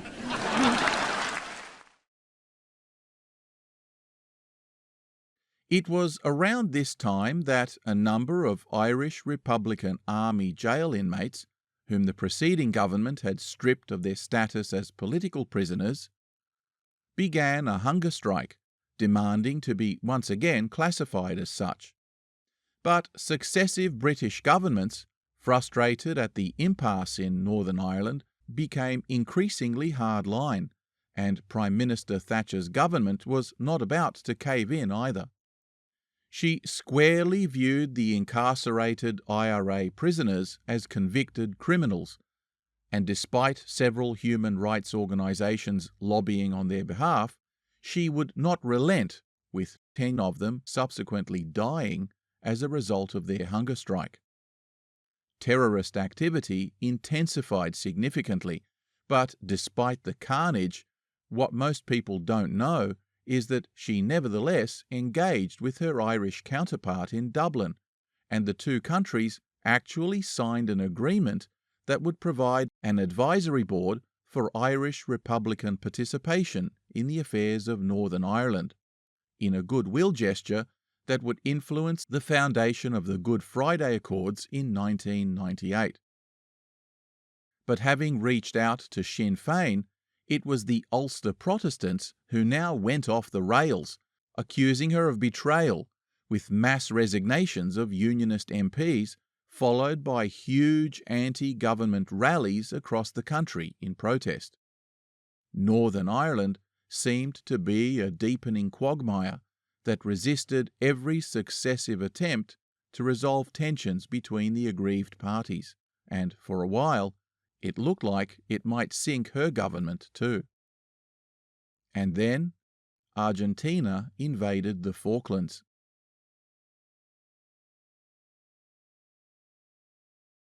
The Falkland Islands, referred to in Spanish as Las Malvinas, is a small windswept archipelago situated in the South Atlantic, about 480 kilometres off the coast of southern Argentina. Today it is a British overseas territory, but rival claims over its sovereignty go back hundreds of years. When Europeans first discovered it, there were no people living there, though archaeological evidence suggests Paleolithic occupation may have occurred at some point. One of the earliest possible references to the islands is on a Portuguese map drawn by Pedro Reinel in 1522, and a subsequent French copy of it from the 1560s. It strongly suggests that the Portuguese had already widely sailed the South Atlantic, long before Spanish claims that the islands were sighted by Magellan, or one of his absconding captains in 1521. Indeed, well-documented accounts of the Magellan expedition clearly record his ships hugging the mainland as they headed south, desperate to find a passage west, so they were highly unlikely to have ventured that far out. Moreover, according to a papal bull in 1493, anything east of 47 degrees longitude would have fallen under Portuguese rule, but it seems that Lisbon was far more interested in the Oriental spice trade than a treeless Antarctic wasteland. Maybe if Portugal had decided to trade seals instead of cloves, our story would be a lot less complicated, but nevertheless, here we are. Spain, meanwhile, having failed to establish a viable colony in Tierra del Fuego in the 1540s, rarely ever sailed that far south again until the 18th century. It was the French who, along with the English, resented the papal carve-up of the world that left them out in the cold, so they proceeded to explore and map in detail the many isolated islands that dotted the South Atlantic, with English explorer Captain John Davis being the first to formally record his sightings of the islands, when he was blown there by a storm in 1592. Not much would happen there for some time, but the French would be the first to eventually establish a colony on the eastern side of the islands in 1764, naming the region Les Îles Malouines, after their home port of Saint-Malo in France. Famous explorer and contemporary of James Cook, Louis Comte de Bougainville, settled 150 Canadian refugees who were expelled by the British following their victory in the 7 Years' War. The following year, Captain John Byron, grandfather of the famous poet, anchored in a quiet bay on the western side of the islands, and without bothering to circumnavigate the extent of the place, formally claimed the territory for Britain, completely unaware of the presence of the fledgling French settlement over on the eastern island. The British soon established a settlement of their own, called Port Egmont a year later, in 1765, with some debate over whether the two settlements were initially aware of each other's presence. The defeats of the 7 Years' War forced France to cede much of their colonial holdings, and their Spanish allies now pressured them to also hand over the settlement on the eastern island. France, looking to reorganize its shattered economy, acceded to the request, providing that the settlement and its refugees were maintained, and Bougainville received a handsome payout by the Spanish court, who instead expelled the settlers and turned it into a penal colony, which lasted for a few years before being abandoned. So much for agreements between friends. Notwithstanding the fate of the French settlers, there was one other small problem. It seems that the Spaniards, who to this point had no prior interest in the islands and had simply adopted the French name for the entire archipelago, were unaware of the British outpost until, according to some sources, they stumbled across it by accident. In any case, they soon sent out a number of fully armed frigates from Buenos Aires and attacked Fort Egmont's garrison in 1770, forcing its surrender. It almost triggered another war, but the weary French were in no position to support their Spanish allies, while Britain now quickly mobilized the Royal Navy to intercept the Spanish fleet, threatening to send it to the bottom of the ocean. In a humiliating backdown, the Spanish agreed to restore Port Egmont in the Macerano Declaration of 1771, with the question of sovereignty remaining, perhaps ambiguously, as it was before the attack, both sides keeping their own settlements and running on the assumption that they each still held the formal title for the entire archipelago. Some historians have suggested that this agreement was based on an informal promise by British negotiators to cede sovereignty once the dust had settled, but there is no material evidence to support this assertion, and the final document makes no such concession. Moreover, the public mood in London at the time was highly unlikely to have accepted such an outcome. You see, Britain had recently stood idly by while France walked into and annexed His Majesty's friends in Corsica, and there was a lot of pressure on the government to draw the line at French presumption here at the Falklands, and perhaps use the conflict as a casus belli. More importantly, Port Egmont had by now become an important supply and refit station for seal and whaling captains as well as trade ships on their way round Cape Horn, so at the time it was already considered to be strategically important to British commercial interests and unlikely to be up for negotiation. That's the official line anyway. So the British quickly re-established their garrison, but ironically abandoned it just a few years later, in 1774, when it became clear that they were about to lose the even juicier prize of their American colonies in a revolution. So troops and supplies were shuttled north, and Port Egmont was left to the seals and penguins. When Napoleon brought about the collapse of the Spanish Empire, triggering a scramble for independence throughout Latin America, the dominant province on the eastern seaboard that would eventually become modern Argentina took it upon itself to assert dominion not only of its entire continental neighbourhood, but also of the many islands of the South Atlantic, demanding licence fees from whale, seal and fishing ships that had long sailed those waters without restriction. A couple of entrepreneurs from its capital of Buenos Aires tried to set up a commercial station there in 1826, and even visited the British consulate in London to seek their support and protection, which they received, establishing a new settlement soon after. But as the new United Provinces of the Rio de la Plata continued flexing its muscles, the businessmen ingratiated themselves there too, just to hedge their bets, and unexpectedly received authority to govern the entire territory on their behalf, which seemed a deal too good to refuse. Extortionate license demands and confiscation of visiting merchant ships soon had American whalers up in arms, and in 1831 a young nation by the name of the United States sent out one of its first international military expeditions to the Falklands, where it arrested its administrators under serious charges of piracy. The ensuing chaos caused the British to send a formal protest to Buenos Aires, reminding them of the Macerano Declaration that, in their eyes, established their own sovereignty. Buenos Aires, of course, didn't see it that way, claiming instead that the declaration supported their claim by virtue of their buyout of the French.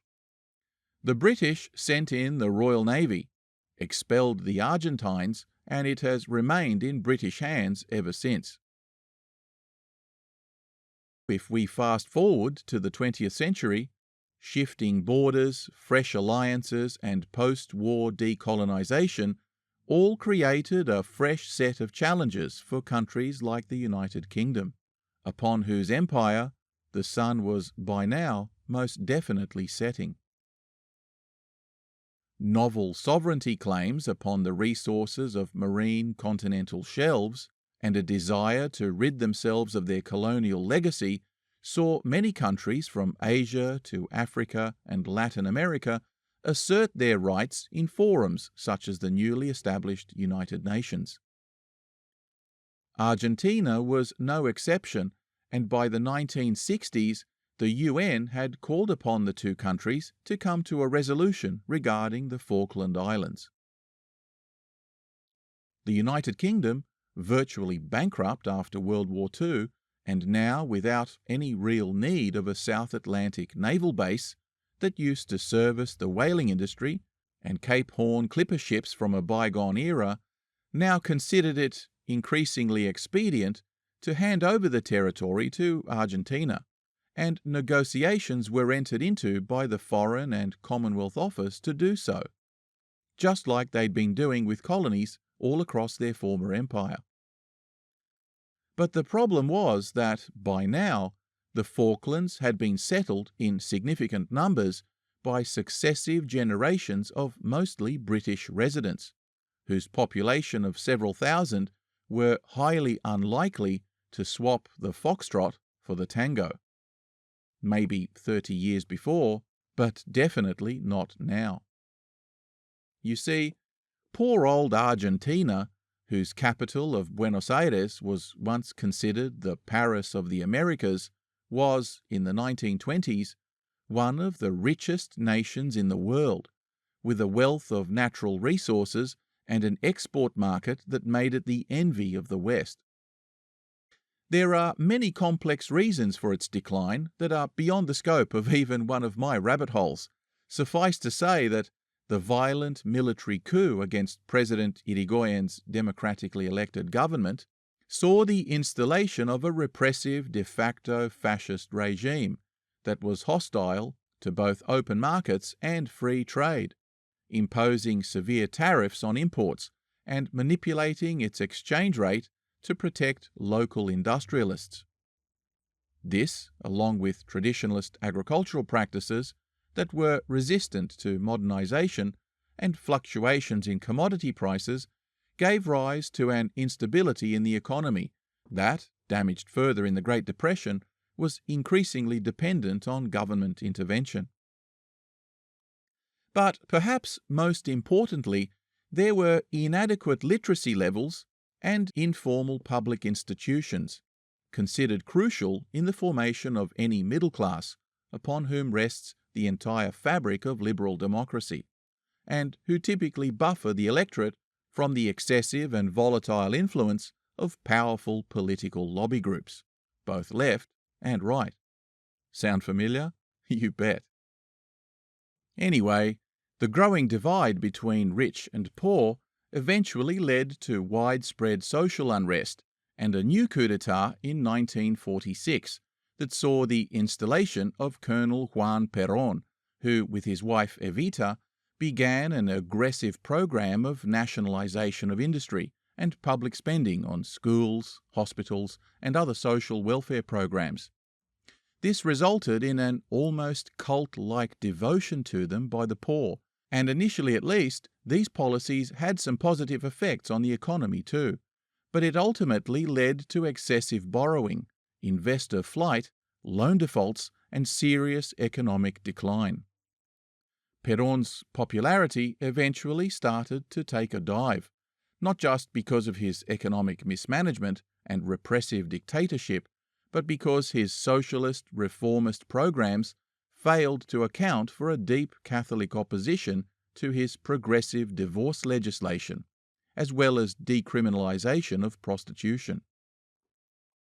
By now, his government had incarcerated, exiled, or simply executed large numbers of dissidents from both the left and the right, but when he deported 2 Catholic priests, who were highly critical of his regime, news circulated that he had been excommunicated by the Pope, and pro-Catholic elements within the armed forces staged an assassination attempt and killed hundreds of his supporters in an air raid that bombed the Plaza de Mayo during a rally in 1955. Reprisals and counter-reprisals followed, but Perón was soon ousted in yet another military coup and forced into exile, ending up under Franco's protection in nationalist Spain. A succession of both civilian and military dictatorships followed, but the country continued to sink into further economic chaos. Perón eventually returned, only to die in 1974, with yet another run of military coups and dictatorships that only made things worse, and whose violent, repressive regimes brought morale in the country to rock bottom. Meanwhile, negotiations between the UK and Argentina had been going on for some years, and Prime Minister Thatcher's government even sent its foreign minister to the Falklands to try and convince the locals to accept a leaseback arrangement with Argentina that would see a transition of ownership, much like was being successfully negotiated with China for Hong Kong. But the population of the Falklands, viewing the run of brutal dictatorships and disastrous conditions over on the mainland, were horrified at the prospect of coming under volatile Argentine sovereignty and lobbied hard to sink any deals being made in London that would see them become unwilling citizens of what they saw as a failed foreign state. A key component of the post-war decolonization program, overseen by the UN, was the right of self-determination of formerly subject peoples, which the Falklanders insisted gave them the right to reject any kind of involuntary handover. The Argentines rejected this claim as they refused to recognize the rights of the islanders, an ironically imperialist position considering what they themselves were demanding over at the UN. Nevertheless, with the economy in tatters and a population on the verge of revolution, the ruling military junta did what any failing regime does: distract the population using the threat of an external enemy and play the patriotism card. The UK had long been winding down its bases and withdrawing ships from smaller holdings in the South Atlantic, which the junta tentatively occupied in late March 1982. Believing the British had neither the capacity nor willingness to escalate, they now mounted a full amphibious assault and invaded the Malvinas, that is to say, the Falklands, taking the capital, Port Stanley, on the 2nd of April 1982, and the island of South Georgia the next day. Prime Minister Thatcher, whose popularity was, as mentioned before, ironically also at rock bottom, immediately called in her cabinet and available military chiefs, most of whom were out of town. By a strange quirk of history, only one admiral, Henry Leach, was in London at the time, and he made his way to see her as soon as news of the Argentine invasion broke. It turns out that he was pretty much the only senior military advisor who was hawkish enough to emphasize that not only was it possible to liberate the islands, but that it was politically imperative for Britain to do so. It would turn out that the other advisors were convinced that a retaliatory expedition would be a disaster, but they were absent from those crucial early briefs. Despite being completely blindsided and having very little information to go on, Admiral Leach convinced her, and within 48 hours, with the backing of Parliament, the UK had hastily assembled a naval task force and was on its way to the South Atlantic. Her advisers were nervous, and the Americans were concerned it would draw the Soviets into deeper ties with Latin America. But the UN had just issued a resolution for Argentina to withdraw, which she saw as tacit support. Ambassadors from several nations engaged in shuttle diplomacy in an attempt to de-escalate. But the die was cast, and Prime Minister Thatcher characteristically refused to back down or negotiate unless the Argentines first withdrew. Her typically decisive and swift response convinced then-President Ronald Reagan to publicly back the UK and supply it with logistical as well as intelligence support, despite the fact that Pentagon analysts had told him the mission would be a complete failure. By the 21st of April, the task force of over 120 ships split into two battle groups, with the smaller one heading to South Georgia, landing commandos and marines who took it and crippled an Argentine submarine in a matter of 5 days. The main group headed straight for the Falklands, while bombers operating from Atlantic naval bases began cratering the 3 runways on the islands with modest success, forcing the Argentinian Air Force to rely mostly on their mainland air bases that pushed its capacity to the very limit of its range. Nevertheless, Argentina had the fighter and interceptor numbers to command complete air superiority, and, moreover, they were in possession of ship-killing French Exocet missiles. By the 1st of May, contact began in earnest, with aircraft engaging in the skies and the British nuclear submarine Conqueror sinking an Argentine light cruiser, the General Belgrano, the next day, with the loss of over 300 souls. As the ship appeared to be withdrawing from the theatre, there was controversy for some time whether the order to sink it was a war crime, but in subsequent years, surviving Argentine officers, including its captain, have confirmed that it was actually manoeuvring and had every intention of engaging British vessels. In any case, Argentinian air raids soon retaliated, sinking the destroyer Sheffield, along with a number of other smaller ones in the weeks that followed.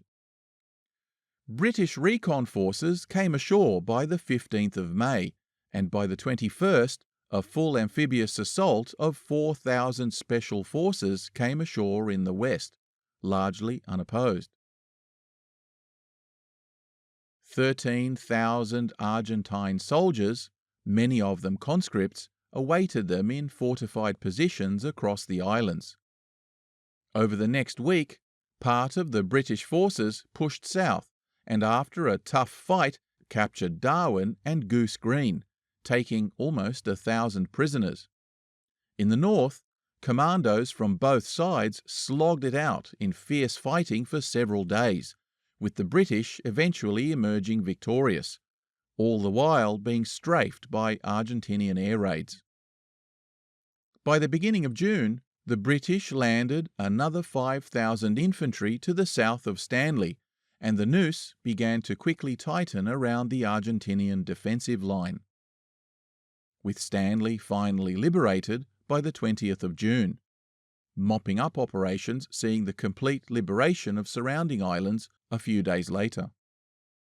649 Argentines and 255 British soldiers lost their lives, all so that a few thousand inhabitants would remain British subjects. And Britain herself, who was looking for a way to hand it over to an impatient military junta anyway, would both save face on the international scene. Such are the tragedies of politics. But for Prime Minister Thatcher, the victory salvaged not only her public image, but also the prestige of the UK, showing that it was still a player on the world stage. Thatcher's Conservatives would go on and win the general election the following year in a landslide, giving her a comfortable mandate not seen in years. The military junta back in Buenos Aires, on the other hand, lost all credibility, and the following year saw free elections and a leftist civilian government take power. For the Falkland Islanders, the war resulted in full British citizenship and a solid commitment by the UK to invest in its economic development.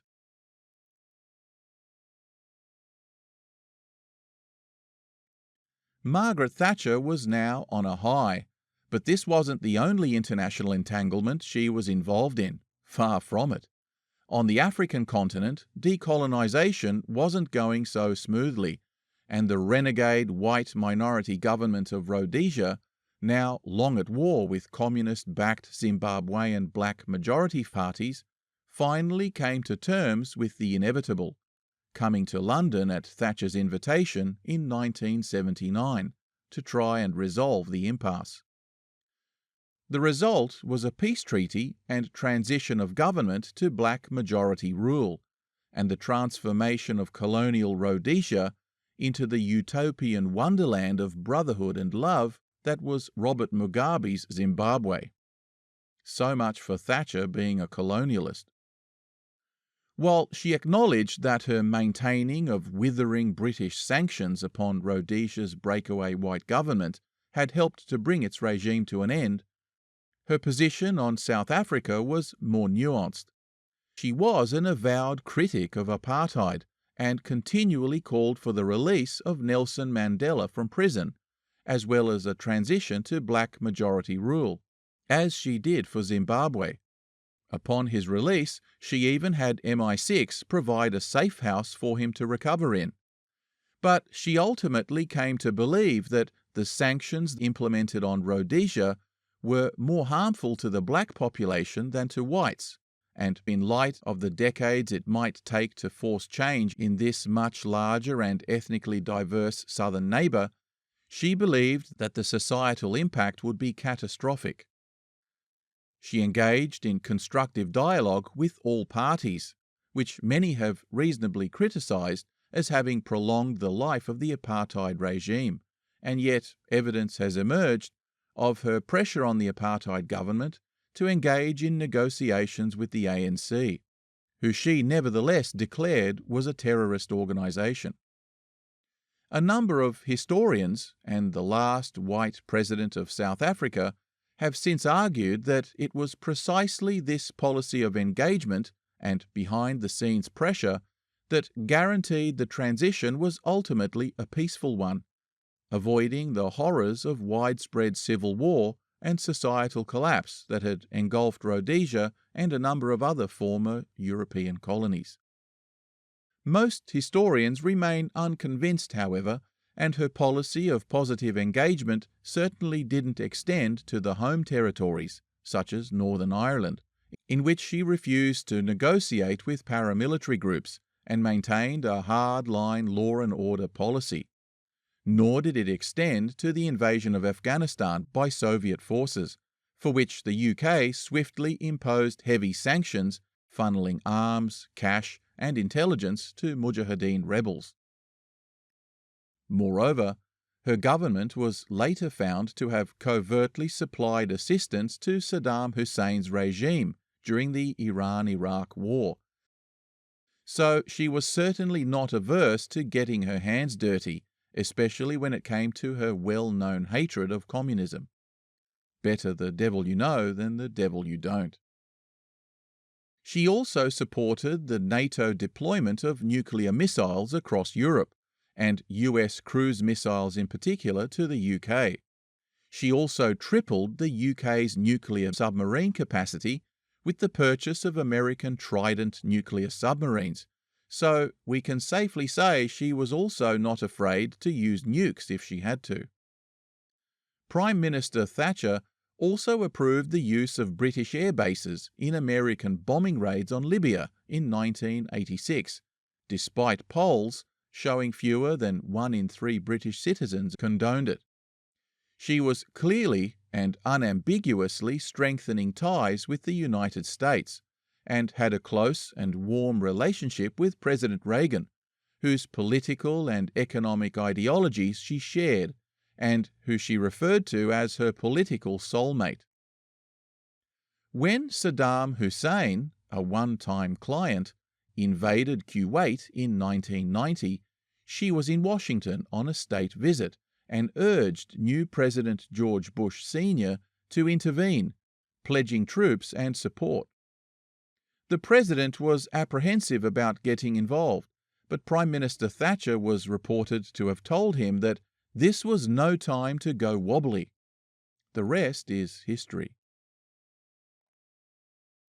As was so often the case with Margaret Thatcher, this contrasted with the willingness she had to also engage with regimes she disliked, when she felt it was in the national interest to do so. She negotiated the transfer of Hong Kong to Communist China, signing a deal for its handover in 1984, for which she was both praised and criticised, depending on your viewpoint. She also displayed great warmth towards Premier Mikhail Gorbachev, who she saw as a new type of leader emerging from the Soviet Union, and someone the West could do business with. Always the pragmatist, she clearly understood that his wide-ranging reforms of glasnost and perestroika would not only de-escalate regional conflicts and improve global trade and stability, but they would also afford opportunities to advance British economic interests. But she was not one for rose-coloured glasses, and along with French President François Mitterrand, she had serious concerns that a hasty reunification of Germany was a bad idea, eventually drawing fierce criticism for her opposition to it. It wasn't just the communist bloc that concerned her.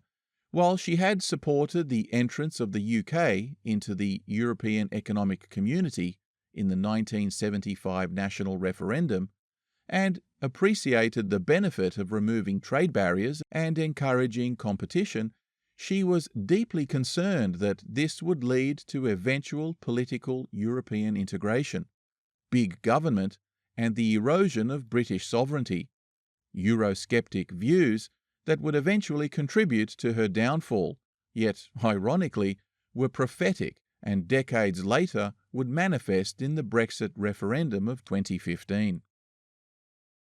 Back home, she had also decided it was high time the unions were brought to heel, and legislation was passed to make union elections and calls for strike action transparent and democratic. Knowing that a reckoning was coming, she arranged for the stockpiling of fuel reserves, and when the coal unions called a general strike in retaliation for mine closures and job losses in 1984, it was done without consulting its membership, which was a bad look for its leadership and played right into her hands. Civil disruption by protesting miners was met with brute force, and riot police continually dispersed protesters. It was a tough time for tens of thousands of miners and their communities, as unprofitable mines and other industries were either privatised or shut down to save costs. Despite the heartache, the government raised nearly £30 billion in the massive privatisation push, which generally improved efficiency, labour productivity and prices for the consumer, especially in the long term. But part of the deal was that they also introduced regulatory conditions to compensate affected communities and to prevent wholesale abuse by investors, something that is usually not appreciated. Financial deregulation now allowed for huge investment and economic growth that saw the UK's GDP more than double. It wasn't just unions that felt her wrath. She also turned her attention to the Greater London Council, a local governing body that was responsible for running strategic services such as the fire service, emergency planning, waste disposal and flood prevention, and shared a responsibility with the London boroughs for providing roads, housing, city planning and leisure services. But Thatcher felt that it had become wasteful, inefficient and unnecessary, arguing that the local boroughs could do the job better. The council also happened to be dominated by progressive and socialist elements that publicly lobbied against the Conservative government, using taxpayer money to finance its political activism. So this obviously presents a secondary agenda. She narrowly and controversially pushed legislation through Parliament to abolish the entire council, which antagonised both her opponents as well as some of her own moderate supporters, who had become increasingly uncomfortable with the sweeping changes she initiated with little consultation. Notably, some of these sweeping changes include her establishment of independent bodies, such as the Environmental Protection Agency and the Intergovernmental Panel on Climate Change, at a time when few parliamentarians of either persuasion were taking the matter seriously.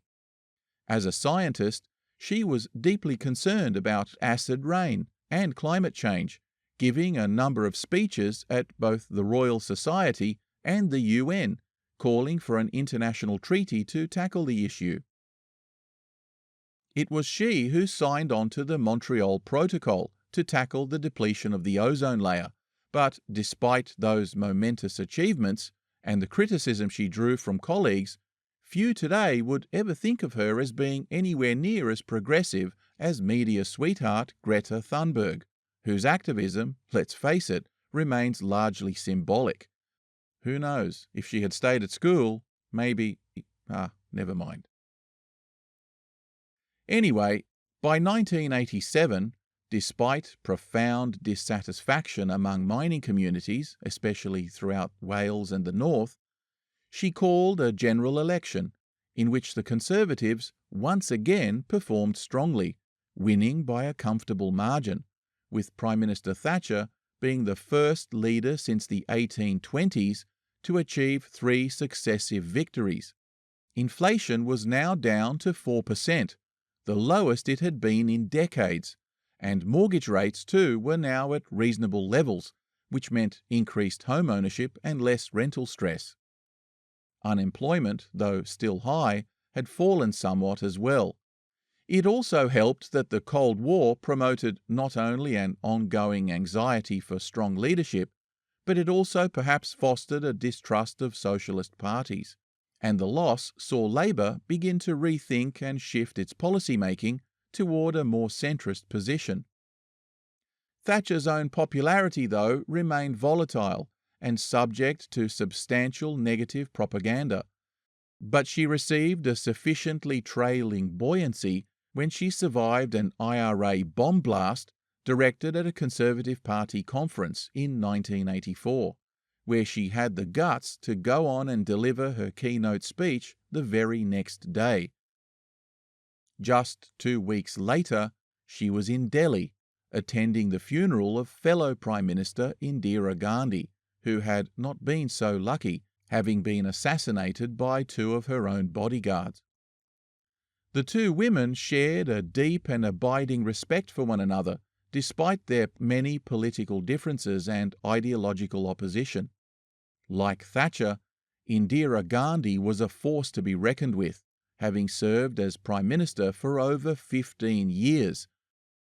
Moreover, she was also a victorious wartime leader, overseeing India's victory in border conflicts with both China and Pakistan, and ruling with much the same level of autocratic boldness as her British counterpart. She controversially brought India into close relationships with both the Soviet Union and Iran, to the great consternation of her Commonwealth fellows, and Thatcher was furious when Gandhi expressed public support for both Argentina and Iran at a time when Britain needed her full support. Gandhi was annoyed in turn at Thatcher's criticism of India's involvement in Sri Lanka's civil war. But these two formidable leaders, undoubtedly the most powerful women in the world at the time, publicly acknowledged their friendship and never let their politics get in the way of it. Following their victory in the 1987 election, murmurings eventually began to surface, criticising Thatcher's authoritarian behaviour and lack of consultation. Her cabinet colleagues began to resent being merely her yes-men. Things began unravelling when she pushed through further taxation changes meant to streamline the running of local government services. The poll tax, officially known as the community charge, was a system of local taxation introduced by her government in the late 1980s. It replaced the previous system based on property values. Under the poll tax, each adult resident of a local area had to pay a fixed amount of tax, regardless of their income or the value of their property. This meant that rich and poor individuals paid the same amount, which was seen by many people, including her own supporters, as unfair. It did more to damage her popularity than perhaps anything else thus far. Cracks were appearing in her cabinet as hundreds of thousands of people came out to protest and riot, which prompted a failed leadership challenge.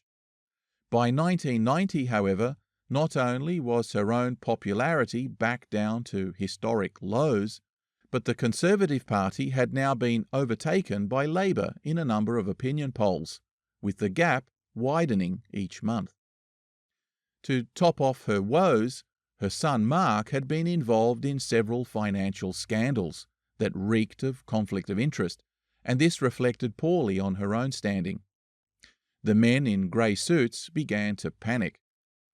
When her deputy and foreign secretary resigned from cabinet over her clear antagonism to joining the European Monetary Union, it sent shockwaves through the Conservative ranks, and a fresh leadership challenge emerged while she was away on a state visit.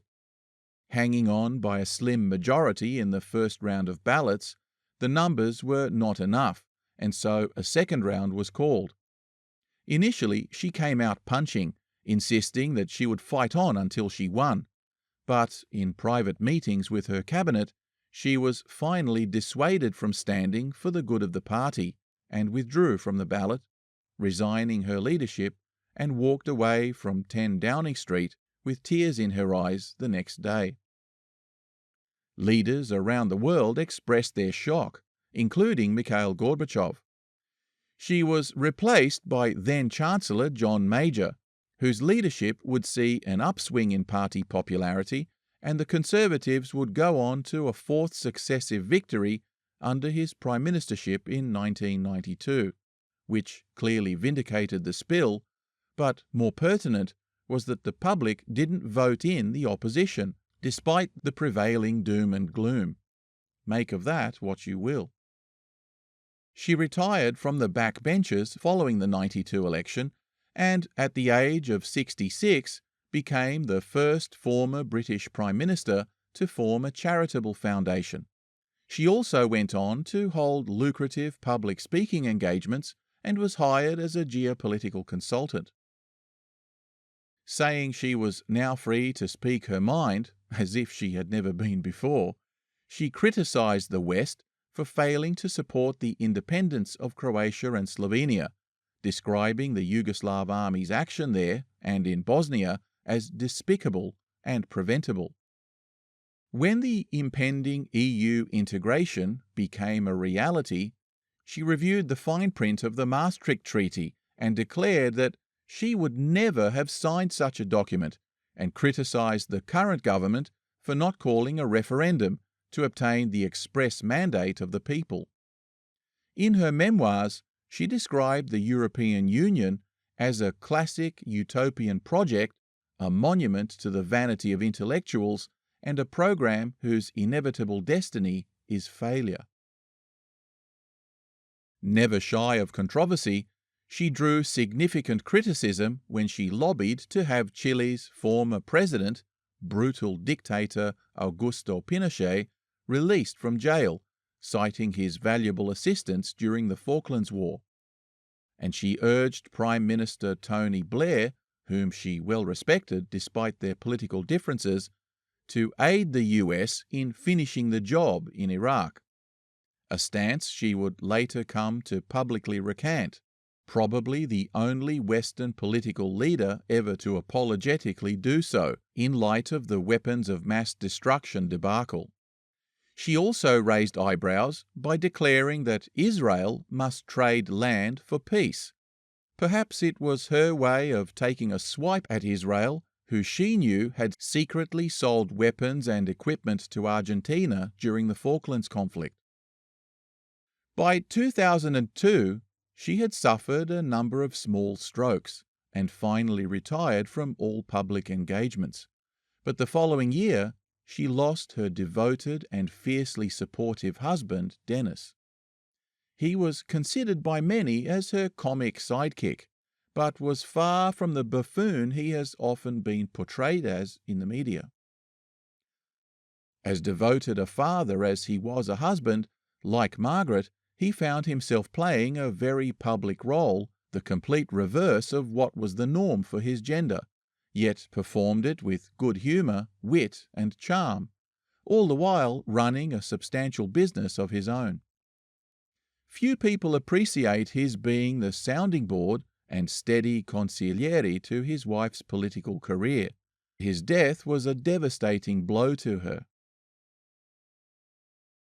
Increasingly feeble, she nevertheless later flew to the United States to attend the 2004 funeral of her close friend, President Ronald Reagan. In 2007, at the age of 82, she became the first living British Prime Minister to have a statue dedicated to her in the House of Parliament, noting, with her usual acerbic wit, that she would have preferred it were made of iron, but at least the brass one won't rust. As was typical, upon her retirement she was made a peer, sitting occasionally in the House of Lords, and was elected to a number of prestigious orders such as the Garter, as well as becoming an honorary fellow of several intellectual bodies, including the Royal Society. In 2013, at the age of 87, following the onset of dementia and failing physical health, she died peacefully of a stroke and received a public ceremonial funeral in St. Paul's Cathedral with full military honours, being later cremated, her ashes interned on the Royal Chelsea Hospital grounds alongside her husband. News of her death was received with the same divisive public image she had during her lifetime. In some quarters she was mourned as the greatest Prime Minister since Winston Churchill, and declared to be among the 10 greatest women of the 20th century. In others, typically unionist and welfare areas, her death was celebrated with macabre street parties and vitriolic public smearing, something that she was all too familiar with, and which took her many years to reconcile herself to when she was alive. So, what can we say about Lady Margaret Thatcher, the many roles she played in shaping Western history, and her ongoing legacy? Historians and economists still debate whether the impact of her complete overhaul of British finance and industry were, on the whole, positive or negative. There is no doubt that her hard-line stance for privatisation and against union power caused hardships in many poorer parts of the UK. Entire communities that serviced the coal and steel-making industry for over a century suddenly found themselves destitute and without purpose. But her introduction of monetarist policies, deregulation and welfare reform saw fresh investment flood into the country, an increase in home ownership across the board, and a revitalised British economy that made London the financial capital of Europe. Thatcherism, as it's come to be known, dragged the country, kicking and screaming, out of the economic stagnation that had plagued it for half a century and put the UK firmly back into business. But she once said that her greatest achievement was to have drawn her opponents in the Labour Party away from the hard left in towards the centre, citing Tony Blair, who even renamed his party New Labour, as the embodiment of those changes. This, and her decisive action on the Falklands question, restored significant pride to a nation that many at the time had labelled the sick man of Europe. The instigator of 2 landslide election victories, she would become the public champion of Western liberal values and national sovereignty at a time when the rest of Europe seemed to be losing its confidence in the face of widespread communist infiltration into virtually every Western institution. And we are yet to see if her predictions for the EU will eventually come true. Ironically, it was her biggest haters who supported the Brexit campaign. Insofar as her being a champion of women's rights, here too her legacy is ambiguous and complicated. While she was undoubtedly a proponent of meritocratic advancement, firmly of the belief that in the world of science, law, and politics, a woman was any man's equal, and in whose wake participation by women in those fields would more than double, she actually referred to feminism as a poison. She refused to characterize her gender as victims of an evil patriarchy, rather insisting that women's interests were best served by an environment of economic opportunity and individual freedom. Despite her own domestic arrangement, she definitely believed in traditional family values and moral conservatism, and her refusal to be drawn into polemical arguments in support of the feminist agenda has seen her criticised by many for not doing enough to facilitate other women following in her footsteps. Similarly, her personal views on sexuality were also traditional, something that was still very much the norm regardless of political persuasion. But she was, despite this, a staunch believer in free speech and personal liberty, refusing to dismantle progressive cultural reforms, even when pressured by her own right-wing colleagues to do so, publicly defending the reputation of parliamentary colleagues who were vilified for coming out as gay. A fierce individualist to the last, she was rarely one to hold hands, believing it was all our own responsibility to work hard and fight for what we believed in. Like her devout Methodist father, always leading by example. She showed unequivocally that it was entirely possible for a suburban shopkeeper's daughter to rise to the top and become a mighty leader on the world stage, but, more importantly, that it was also possible for an ordinary person to make a real difference in the world. A conviction politician till the last, in a landscape of wishy-washy populism, her intransigence eventually cost her the prime ministership, though not satisfaction in her own achievements, which were many, And perhaps there, in that kind of steadfast resolve to be true to herself, love her or hate her, we might all at least agree that she was an extraordinary human being.